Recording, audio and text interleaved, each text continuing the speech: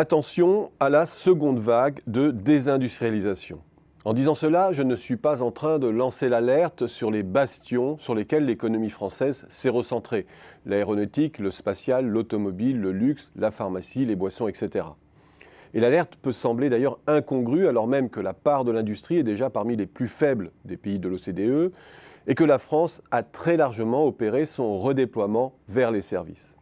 Or, c'est précisément sur ce point que j'aimerais attirer l'attention en croisant ce constat avec celui que fait Pierre Weltz concernant les nouvelles frontières de l'industrie, ce qu'il dénomme l'hyper-industrie, pour pointer le fait que le distinguo industrie-service est de moins en moins opérant, que non seulement d'un côté l'industrie incorpore de plus en plus de services et que de l'autre, les services s'industrialisent répliquant les process de l'industrie.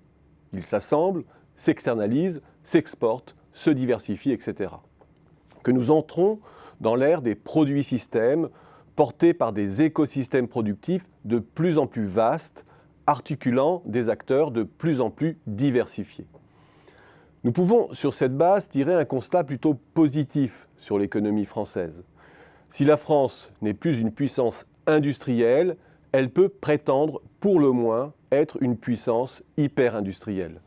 L'érosion de notre base productive que suggère la focalisation sur l'industrie au sens étroit est infirmée lorsque l'on prend l'acception plus large de l'industrie que nous propose Pierre Weltz, étendue au secteur des utilities, de l'information et de la communication et à toute la sphère des services à l'industrie, l'ingénierie, la R&D, le conseil, la logistique, etc. L'emploi qu'elle mobilise et la valeur ajoutée qu'elle dégage sur ces écosystèmes de plus en plus intégrés est croissant. Et dès à présent, la France exporte plus de services que de biens dès lors que l'on présente le commerce extérieur sous l'angle de la valeur ajoutée incorporée dans les produits qu'elle exporte.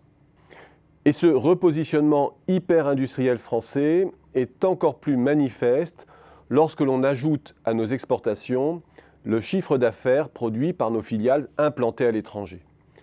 Ce prisme permet de mettre en avant d'autres positionnements stratégiques pour penser la compétitivité française. Le commerce de détail, l'hébergement et la restauration, les activités scientifiques, l'ingénierie, le conseil, la programmation informatique, la communication, l'assurance. Autant de points forts de l'économie française qui compensent pour partie nos pertes industrielles. C'est donc comme une nation spécialisée dans les services et exportatrice de services qu'il faut regarder la France et affiner le diagnostic sur sa compétitivité. À l'heure de l'industrialisation des services, sous l'effet du numérique, la France est-elle en mesure de maintenir son rang? C'est une question vitale, plus encore que celle obsessionnelle de la compétitivité de notre industrie. Et c'est là qu'il faut s'inquiéter sans doute de la dégradation brutale du solde des services que pointe notre balance des paiements depuis 2014. Elle ne relève pas seulement du passage à vide de notre solde touristique à la suite des attentats, mais touche beaucoup d'autres secteurs, les services aux entreprises, le transport, l'assurance notamment. Si l'on ajoute à cela les positionnements que j'ai mentionnés plus haut, ces secteurs ont tous un point commun. Ils sont surexposés à la grande transformation numérique qui bouleverse les modèles d'affaires, et notamment à la menace de captation hégémonique de la valeur par les GAFAM. C'est cette industrialisation-là qu'il nous faut gagner à l'heure de l'hyper-industrialisation des services, au risque d'être submergés par une nouvelle vague de régression de l'industrie. Or, sur ce terrain, ni les lois travail, ni la rhétorique de l'agilité, ni les démonstrations de la French Tech au Las Vegas Consumer Show ne sont à la mesure de la menace.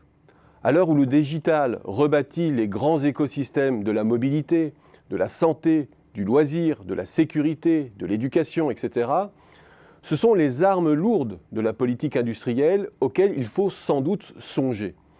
La France se retrouve au fond dans les mêmes problématiques de rattrapage que celles qui ont prévalu après-guerre, qui nécessitent de l'argent public dédié aux grands investissements et des barrières tarifaires et non tarifaires pour protéger les industries naissantes.